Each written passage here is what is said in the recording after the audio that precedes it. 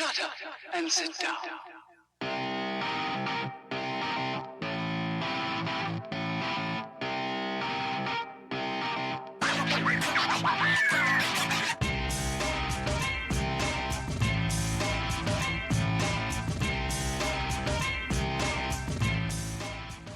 Well, hey everybody, welcome back to the Patreon series where we talk about the 2020 National Electrical Code. My name is Paul Abernathy, and you have worked yourself up to part 5 of Article 110. Again, we're attempting here to break these series down in palatable pieces, like 1 hour at max, but sometimes I go a little longer because I'm long-winded.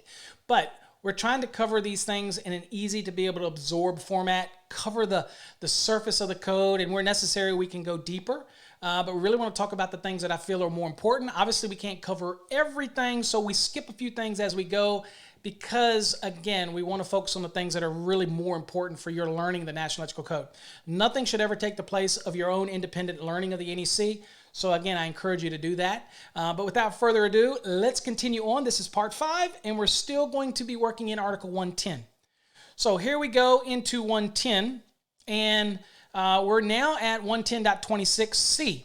And this has to do with the entrance to and egress from a working space. Now, what are we talking about? Now, we've established in part 4 what our working space is, and with the width, the depth, the height, and everything associated with it that's so important for the safety of you and me, those who work on electrical systems. But we're also protecting other people as well by keeping them in this safe zone. Okay, so at the end of the day, what do we do when we're dealing with large equipment that still has that working space? But now we start getting into things like entrances and exiting from this location, something like personnel doors, to be able to get in and out of these locations. Sadly, in construction today, engineers are being forced to make equipment rooms smaller and smaller. Now, the reason they're being forced to do this because these rooms do not make any money for the owners. So they're starting to cram a lot of equipment in really small spaces. And so it's important for us to really understand when we're designing these systems because, again, a lot of hazards can take place in an electrical equipment room if we don't follow this, and they can be extremely costly to redo if a mistake is not caught in time. I see engineering drawings all the time where mistakes cost them literally thousands, if not hundreds of thousands of dollars because there's just no room in order to be able to change the system. So we need to understand it clearly. So 110.26c, which is entrance to and egress from the working space. Now, 110.26c1 says minimum requirements. It says at least one entrance of sufficient area shall be provided to give access to and egress from working space about electrical equipment. Okay, so general rule, any electrical equipment room, any panel room, I am going to have to at least have the ability to get in and out of this room. Makes sense? That's a general statement. That applies to all electrical applications, and we're dealing with that, right? Now, any equipment that requires the working space that we just talked about in part 4, right? Okay, at least one entrance. Now we're kicking this into, well, what about large equipment? And of course, we got to quantify what large equipment is because a 200 amp panel board is not large equipment, right? It's still electrical equipment, still has working space, still requires a minimum of one entrance to get there, right? But it's not large equipment. So what is large equipment? For large equipment that contain overcurrent devices, breakers, fuses, things like that. Switching devices, which could purely be a switch and not necessarily an overcurrent device, just a large switch. Maybe it's a disconnecting switch or whatnot. Or control devices, such as motor control center applications or whatever. All right. These shall be, there shall be one entrance to and egress from the required working space, not less than 24 inches and 6.5 feet high. Okay, so that doorway, 24 wide, 6.5 feet high. That's a general rule, right? Okay, we got that. Now, and, it says at each end of the working space. Okay, so large equipment, we're going to have to quantify here. Okay, large equipment, contains overcurrent devices, switching devices, or control devices, okay, there shall be one entrance to an egress from the required working space, not less, and that entrance is not less than 24 by 6.5 feet at each end of the working space. Now we got to know, okay, well, you need to give me some more information, because the way that first sounds, we have no clarification on what large equipment is. We know that a 200 amp panel is not large equipment. Don't worry. We have this is all kind of changed with the 2020 code and how they present it, okay? Here's what it goes on to say. It says, this requirement shall apply to either of the following conditions. So you have that general statement, but then it qualifies it and says, okay, 2 conditions, all right? And this is what's going to take your little 200 amp panel out of the equation. Now, when I say little, still got to have working clearance. It's still a potential hazard. So don't get lost in the minutia of that statement, all right? We're talking large equipment and what quantifies large equipment. Okay, number 1, for equipment rated 1200 amperes or more and over 6 feet wide. That is such an important statement that I think people get lost. It's not 1200 amperes or more or 6 feet wide. It is 1200 amps or more and 6 feet wide. So I could have a piece of electrical equipment there, let's say a panel board or switchgear or whatnot that contains overcurrent devices, and it's 1200 amperes, but it's only 4 feet wide.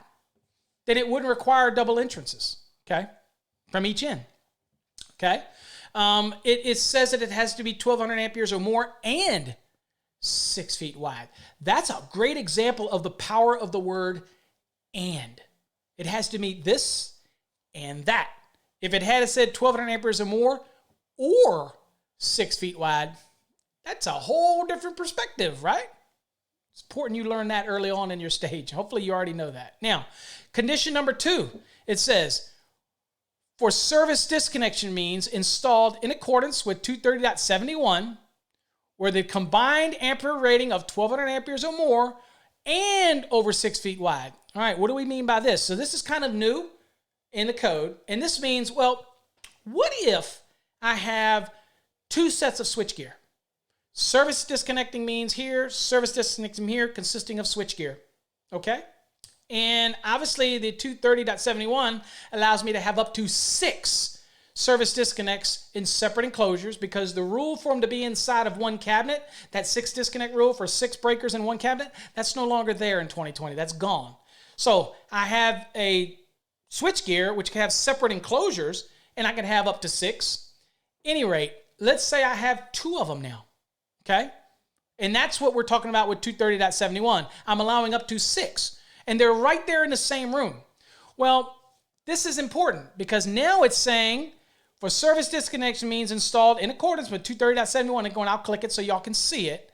This is the one that talks about the maximum number of disconnects and 2 to 6 and all that rule. Okay, so we all know what we're talking about.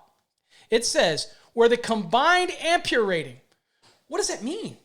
Well, if I had 2 of them and one was 600 amp gear and the other was 600 amp gear, together that equals 1200 amperes. Whereas previous to this, it made it seem like the equipment itself had to be rated 1200 amps. So if I had a room with a 600 one or maybe a 400, 400, or 400, that neither of those could be combined together, and then I didn't need the 2 entrances. I didn't need the entrance and exit in 2 locations at the end of the gear, right? Well, this clarifies. It can be more than one, and you add up the ratings, okay? So in this case, if I had 2 of them, service disconnects, and one was 600 and this one was 600, then combined, they are 1200 amps, okay? But notice this, it still has the and in there. So it says, for service disconnection means installed in accordance with 230.71, where the combined ampere rating is 1200 amps, again, maybe 2 600 amp disconnects or more, and over 6 feet wide. So you would take the 2, if this one was 4 feet wide and this one was 4 feet wide, then obviously that's 8 feet, that's over 6. If this is 3 feet wide and this one's 3 feet wide, then that is going to cumulatively be over 6 feet, okay?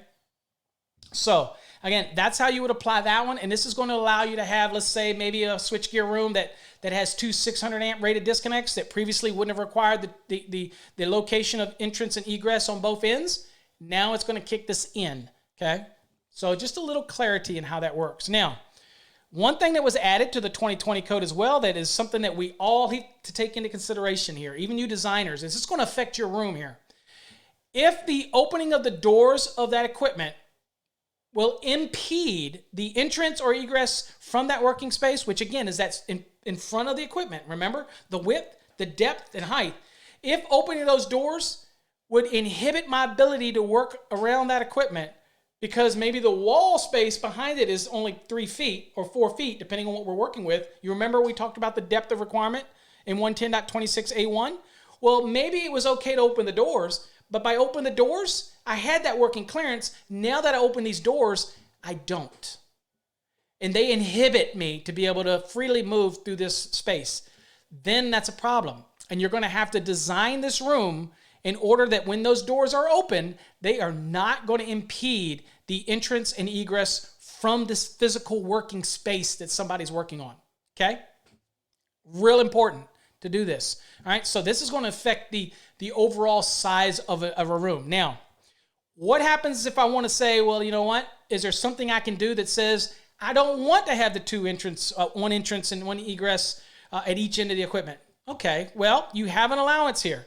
It's not an exception. It's just an allowance. And here's what it says. A single entrance to an egress from the required working space shall be permitted where either of the conditions in 110.26c2a or c2b is met. Again, or here. Either one of these two. We're going to look at both of them right here. Okay, so normally 1200 amp equipment and it's 6 feet wide. I need one at each end, an entrance and egress at each end of the equipment. Okay, got you. Well, what can I do to only have one entrance? I don't want one at each end, or maybe my design doesn't allow me to do that. Okay, well, I've got two rules here, two allowances here, I should say. Number one, if I have an obstructed egress, okay, that's A. It says where the location permits a continuous and unobstructed way to egress travel, a single enclosure in the working space, to the working space shall be permitted. So what do we do here? Well, I've got this switchgear in front of me, and I turn around, and I've got the exit door right behind me. And I've got my working space, but when I'm in this working space, if something happens, I can literally go right out that door. If that's the case, then I can have one entrance and one egress, and that is right there behind me. It's unobstructed. I can get to it in a flash. Pardon the pun. All right, so the next thing is B. It says, well, what if you are gracious enough that your design professional and the owner give you a big enough equipment room that it's maybe double the working space that's normally required. So that while I've got this working space, but I can easily step out of the working space, whether it's 3 feet, 3.5 feet, or 4 feet, depending on whatever the voltage is to ground, then I literally can step outside of that working space and walk around it, and I'm not impeded at all. In other words, I don't have to move through that coveted working space, okay?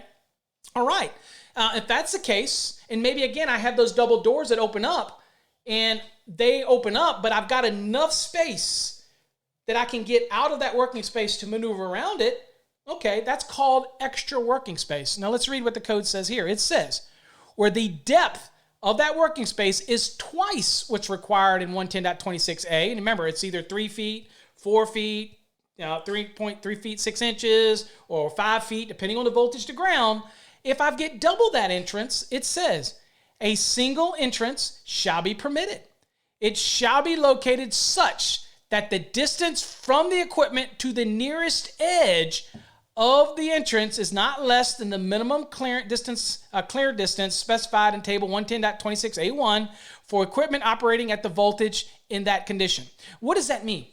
Okay, so I've got double the workspace. The door doesn't necessarily have to be opposite of the switchgear or whatever the equipment is, right? As long as I got double the distance, it could be to the left of the room or to the right of the room, but it still has to be the double the distance, but the door has to be at least the required distance from the equipment as if it was in a condition 110.26a1. And that would be 3 feet or 3.5 feet or 4 feet or 5 feet, okay? So it doesn't necessarily have to be directly opposite the switchgear. But if I have double the clearance, it allows me to be able to step out, walk around the work clearance, and then out the door. But that door has to be that minimum, that distance from the equipment, okay? So if my equipment's right here, and I'm diagonally can measure over to a door, instead of it being on the opposite of the equipment up here, let's say it's over here, it still has to maintain that clearance, okay? Doesn't have to have double the distance here. The double the distance is the double the distance of the working space, okay? So this gives you an allowance to not have to have the two doors. If you double the size of the working space, you just have to make sure that that entrance and egress, that one location, is at least the required distance from the equipment in 110.26A1, which would be 3 feet, 3 feet 6 inches, 4 feet, or 5 feet, again, depending on what the voltage is to ground, okay? Pretty simple rule, all right?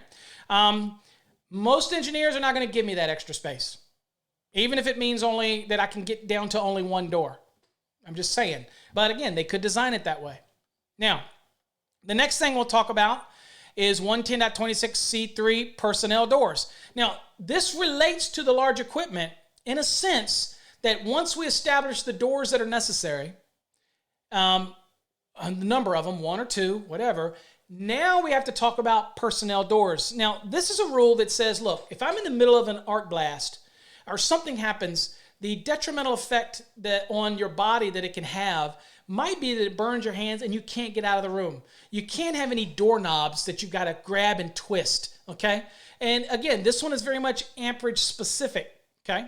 So was the other one for the large equipment, but that was dealing with entrance and egress. Once we establish that, now we're dealing with the doors and the ability to get out of those rooms. All right, so it says where equipment is rated 800 amperes or more that contains overcurrent devices, switching devices, or control devices is installed, and there is a personnel doors intended for entrance to and egress from the working space less than 25 feet from the nearest edge of that working space, the door shall open in the direction of egress, the point of getting out, and be equipped with listed panic hardware or listed fire exit hardware. Okay, so now, if the doors are 25 feet, okay, or more, then you don't have to have this panic hardware like this, okay?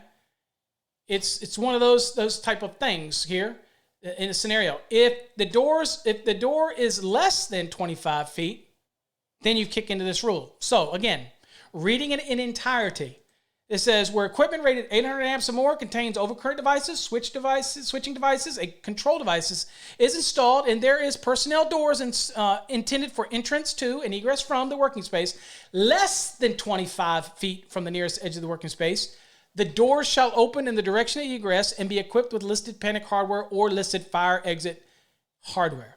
So remember, the 25 feet or more doesn't require this rule. It is less than 25 feet, and that is going to require the panic hardware to get out, okay? We need to be able to get to safe harbor from this space in the event of some type of catastrophe. So just remember this one as the trigger is 800 amperes.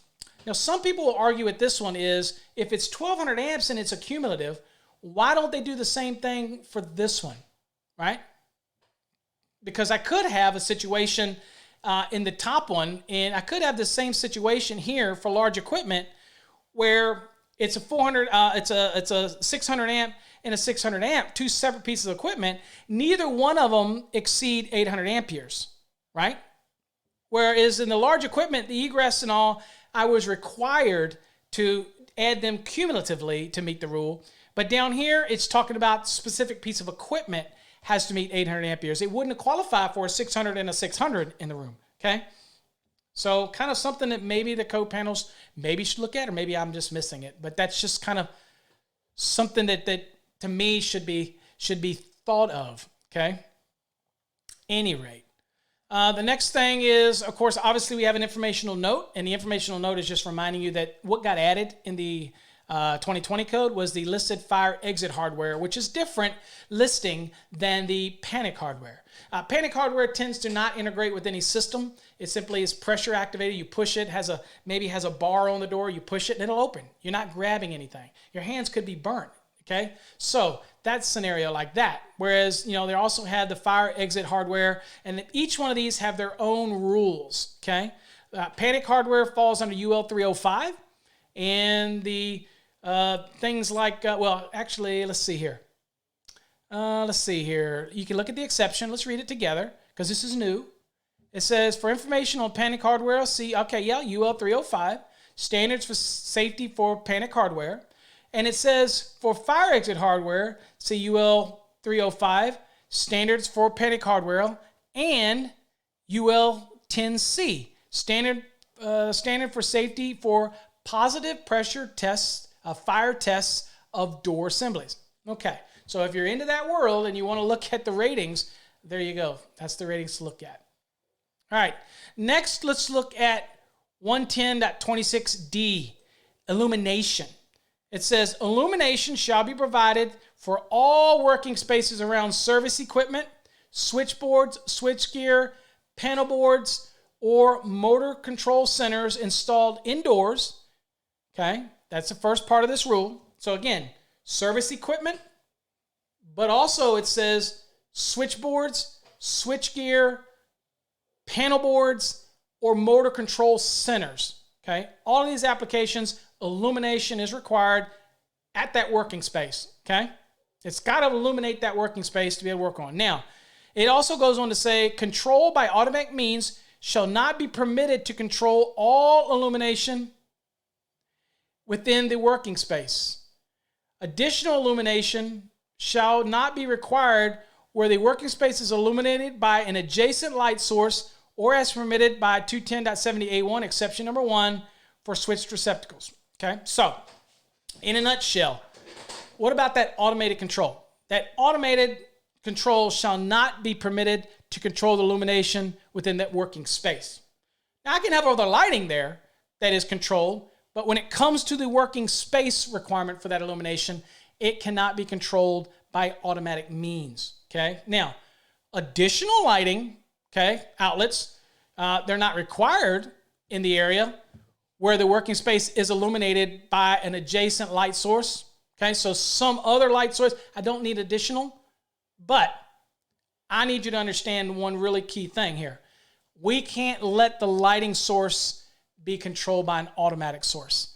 And you most certainly don't want the light source to be controlled by motion, because I could be in there working on something and then all of a sudden I'm working in a motion that doesn't detect me because I'm maybe shielded by the equipment, and all of a sudden the lights go out. Okay, that's the kind of concept that we want to keep against. All right, now exception number 1, just read it in 210.70, exception number 1 right here.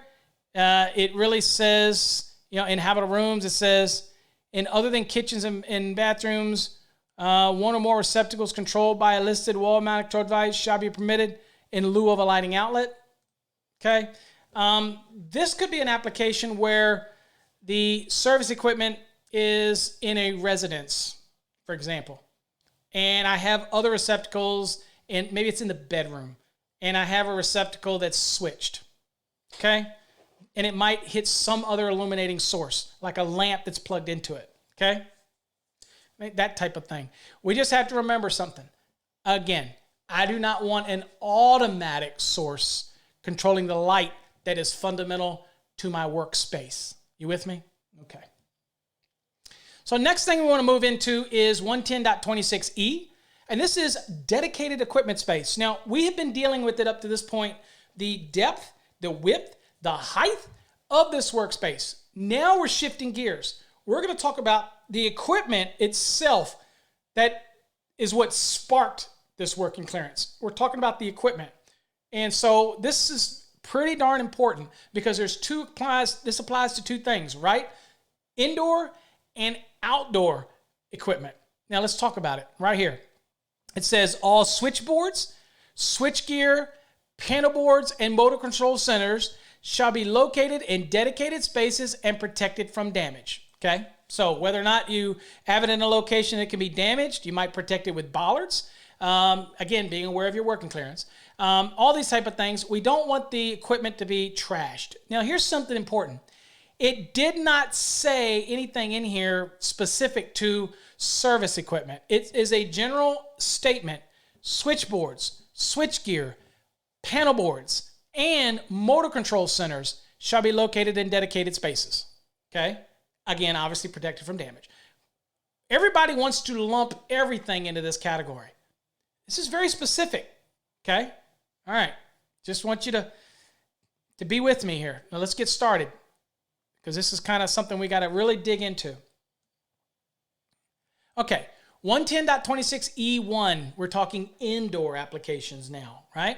So indoor installation shall comply with 110.26E1A, this one right here, through E1D, which is this one right here, okay? Number one, dedicated electrical space. It says the space equal to the width and the depth of the equipment and extending from the floor to the ceiling 6 feet above the equipment, okay? So this space is from the floor. If a panel is in the wall between studs, let's say, then it's going to extend from the floor in that stud cavity up to the panel and then 6.5 feet, okay? 6 feet above it, okay? 6.5 feet is the working clearance. All right, so 6 feet above it. Nothing can go in that space. Nothing. Here's what it says. 6 feet above the equipment or to the structural ceiling. What's a structural ceiling? Well, if I have a panel and the panel is at 6 feet or whatever, and your ceilings are 8-foot ceilings, then that framing member up there, that is the structural ceiling. So it sort of stops right there. You with me? Okay. So it says whichever's lower, okay? So it could be above the equipment up to 6 feet or to the structural ceiling. The structural ceiling might be lower than 6 feet above the equipment. You get me? So that's why it says whichever is lower. Okay, now it says, shall be dedicated to the electrical installation. That's yours. That's mine. That's electrical. No piping, ducts, leak protection apparatus, or other equipment that is foreign to the electrical installation shall be located in that zone. Nothing. No plumbing, no ductwork, no gas lines. I can have raceways that are for my electrical. I can have NMB, MC. I can have things that are associated with the electrical system can be in there. Can I have anything else in that space? And then remember, it's the width and the depth of the equipment. Nothing else in that space, period. That is foreign to the electrical system, okay? And that is from the floor all the way up to 6 feet or to the structural ceiling, whichever is lower, okay? Now, there is an exception that says, well, what if the structural ceiling is above a suspended ceiling? Maybe it's a 10-foot ceiling, but I put the suspended ceiling down to 8 foot. That's okay. The suspended ceiling is not going to break that measurement, okay? It says, the suspended ceiling with removable panels shall be permitted within that 6-foot zone, okay? So it's basically just in it. You still got the 6-foot requirement, but it's just in it. And so we get an allowance because, again, those tiles can be popped out, easily moved, so that's not really going to hurt anything. It's not really permanent, if you will, okay? Next, foreign systems. It says the area above the dedicated space that's required by 110.26E1A, which we just talked about, which we started out with saying nothing goes in it. That's the general rule. Nothing but my electrical. Now let's talk about foreign systems, because it just finished telling us that no foreign system could be there. It says, shall be permitted to contain foreign systems. Okay, so now the code is backing away a little bit, provided protection is installed to avoid damage to the electrical equipment from condensation, leaks, or breaks of such foreign systems. So, in that 6 feet, we'll just stick with the 6 foot instead of using whichever's lower. We'll just stick with the 6 feet above the equipment. I have something running through it. Let's say a water line. Okay. First off, it started by saying, you ain't going there. Plumber, get your crap out. But now it's saying, okay, if you put some system in there, maybe a catch pan or some kind of system in there that can catch anything that leaks, any condensation that might take place, anything that could have a detrimental effect on my equipment, if your system breaks down, then I'll let it go in there. And it can be in that 6 feet, okay? But you better make sure, Mr. Plumber, that you have that system in place. Then I'll allow you to go in there. But I need to know that no leaks, no breaks, no condensation, or any of that is going to affect my system. Same with you, HVAC guy. I can't have any ductwork in there that's going to have condensation that could potentially leak on my equipment in my dedicated space. That's my space, okay? I'm going to give you allowances, but it's my space. Remember that, all right? The next thing is sprinkler protection. Now, a lot of these buildings, they do have sprinklers all over and sprinkle systems and things like that. So we had to have some allowance for that. And here's what it says.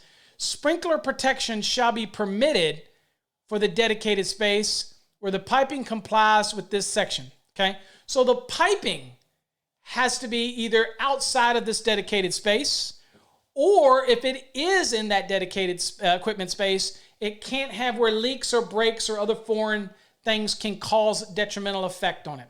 Okay, so I can have it spray into my space, right? Not a problem. But where that piping is in this space, this dedicated equipment space, I still have to protect it because that is considered a foreign system. So all this is saying is, look, we're going to allow the sprinkler protection, which probably could have been absorbed by the foreign systems if they wanted to save an item number here or an item letter. But I'm going to let you put this sprinkler protection system in, okay? And it can be in my dedicated space, okay, where that piping has to comply with this section. You with me? Protect it. Make sure the condensation or moisture or water or breaching of that system can affect my system. You with me? Otherwise, you can go back to the first rule here in A and say, keep your crap out of there. Okay? I'll let you spray into my space, but I'm not going to let your piping in my space unless you meet these rules. And you've got some options here. B is a good option for you if you meet that rule. Probably better just stay out of the space, but there's some options here. The next one is D, a suspended ceiling. It says a dropped, suspended, or similar ceiling that does not add strength to the building structure shall not be considered structural ceiling. Well, this one probably could have also been saved because I think we said right here under the exception, but I guess redundancy is okay. Why not? Makes it clear again that as long as that suspended ceiling does not add structural component to the building, and it doesn't. Okay, it's usually put up after the building, and then they'll come and put the tracks around the edges and things like that. It's not adding any structural support to anything. So again, that is not considered structural, okay, and it does not apply here. Okay, just making you understand that. Now let's talk about outdoors. A little different. So now we were indoors. Now we're moving outdoors. Now, in outdoors, a lot of times the equipment's not in a wall, and the other one didn't require it to be in a wall, by the way, indoors.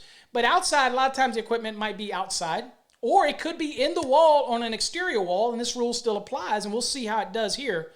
But again, a lot of times it might be just surface mounted. And one thing to remind you, again, this rule is dealing with switchboards, switchgear, panel boards, motor control centers. That's what this rule is dealing with for this dedicated equipment space. Don't lose sight of that and start lumping everything in this rule, okay? Now, outdoor installations shall comply with 110.26E2A through E2C, right? Now, A, installation requirements.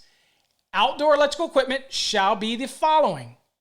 Installed in identified enclosures, goes without saying, okay? Identified for their purpose, disconnects or whatever like that. But remember, disconnect is not switchboard, switchgear, panel board, or motor control centers. That's where people tend to go awry, okay? But if it's an outside NEMA 3R panel board, that would be listed and it would be identified equipment for its location, wet location outside. So that's kind of what it's talking about. Next, it says, protected from accidental contact by authorized personnel or by vehicular traffic. So if it's outdoors, it still has to be protected. If it is subject to contact, then it needs to be inside of enclosures with covers on it. All that kind of stuff goes without saying. If it is subject to vehicle traffic, then we have to think about things like bollards or other things like that that can protect it from this potential damage, okay? Next, it says protected from accidental spillage and leakage from piping systems. Now, what that means is it can't be situated outside where I have other piping systems that are going above it that or below it that could actually spray with pressurized water or maybe gravity could affect my system, okay? So I have to make sure that it's protected from this application. Now, it might be protected by the fact that it may be a NEMA 3R type of enclosure. Who knows? But it has to be protected. Now, the first one here is pretty easy to meet because the equipment that's rated for use in those applications usually would meet all these things. Number two, it's easy to avoid contact because it's got a panel and a cover on it. But the vehicle traffic means that you might have to put something else there to protect it depending on where it's located. I get all those. That's an installation requirement. But let's talk about the working space. B. It says, the working space. It says the working space shall include the zone described in 110.26a. So again, outdoors, we still got this working space in front of it, right? A. And it says, no architectural appurtenance or other equipment shall be located in this zone. Okay, so our working space, nothing else, whether it's architectural, part of the building, anything, can protrude into my working space. You with me? In 110.26a, whether we have to look at it again quickly, is the one that we were talking about with the working space clearances. Okay? And when we say working space, what are we talking about? We have working space, we have the depth of it, we have the width of it, and we have the height of it. Okay? So all of those things are covered, okay, under 110.26a, very broad here. And I can't have anything that sticks into this space, okay? Next, it says the dedicated equipment space for this piece of equipment. It says the space equal to the width or depth of the equipment and extending from the grade to the height of 6 feet above the equipment shall be dedicated to electrical installations. No piping or other other equipment foreign to the electrical installation shall be located in this zone. Now, here's something that's important. Remember all the things we had about foreign systems and all that stuff that was in the indoor application? I don't have them here. I do have one exception, though. And this exception says structural overhangs or roof extensions shall be permitted in this zone. So I might have an outside panel, right? It's in a NEMA 3R, let's say, and it meets all these rules. And I've got the working space, the width, the height, the depth. I've got it all good. But I have an overhang that might protrude into that 6 foot above the equipment. Or I might have a roof extension that hangs down into that space. That's okay. Not a problem. What we can't have is things like rain gutters coming down over top of it, or rain drains coming down over this equipment. That would be in the width and the depth of that equipment. If I mount this equipment on the surface of a wall, and then I put a rain gutter down it, or again, who got there first, and now they're coming down and they turn it and it's still over top of my equipment, then it's still in the footprint of my equipment up 6.5 feet high. Okay? Or excuse me, 6 feet high. I can't get the members of that stuff. 6 feet high, okay? So again, just reiterating so I can make sure I'm not getting confused, because it's easy to do when we're talking about this stuff. So the depth is still meeting this rule. The width is still meeting this, 30 inches or greater, still meeting that. Again, working space, 6.5. Okay, working space is 6.5 feet high, or the equipment, whichever is greater. And again, then we're talking about the height of the equipment, which is also, again, those rules. Okay? And again, that is 6 feet above the equipment for this dedicated space. Okay? So, all of them are kind of intertwined, and it's important that we understand how they're all segmented together. Okay? So, this is outdoors. Now, lastly, making it clear, this dedicated equipment space, E1 and E2, are dealing with switchboards, switchgear, panel boards, and motor control centers. This rule does not apply to that disconnect that's outside that's being used for the air condensing unit. Okay? Now, that doesn't apply to that. Now, the working space requirements do. This is a dedicated equipment space requirement. Okay? So that doesn't apply. That is not a switchboard, switchgear, panel board, or motor control center. Okay? Just so you kind of understand, because a lot of people can go astray on this and understand the difference. You still have working space requirements, but you don't necessarily have dedicated equipment space requirements. Okay? I want to make sure that we understand how that all works together. 110.26F, which is locked equipment, electrical equipment rooms and enclosures. It says, electrical equipment rooms or enclosures housing electrical apparatus that are controlled by locks shall be considered accessible to the qualified person. So many times people think that if you lock out a piece of equipment or you lock out something, that it is no longer considered accessible when necessary. And that's dealing with equipment rooms or closures that may have electrical equipment in it. It is still considered accessible, okay, to who needs to get access, right? And this one's dealing with locked electrical equipment rooms or enclosures that might have equipment in there. Okay? That type of thing. It's still considered accessible to who? Qualified persons. It might not be accessible to somebody that's not qualified or the general public, but it is accessible to those that need to get there. Okay? All right. So that is going to be today's lesson. We'll pick up in part 6 and continue on with this lesson. But hopefully you got something out of today's lesson, understanding the differences between the working space requirements and the dedicated equipment space requirements. Working space requirements are pretty broad, applies to all electrical equipment, whereas dedicated equipment space is really specific to certain applications, okay? Panel boards, switchboards, switchgear, motor control centers. So make sure you understand the two, and hopefully this lesson explained it a little bit better. And we'll see you in the next lesson. Till next time, stay safe.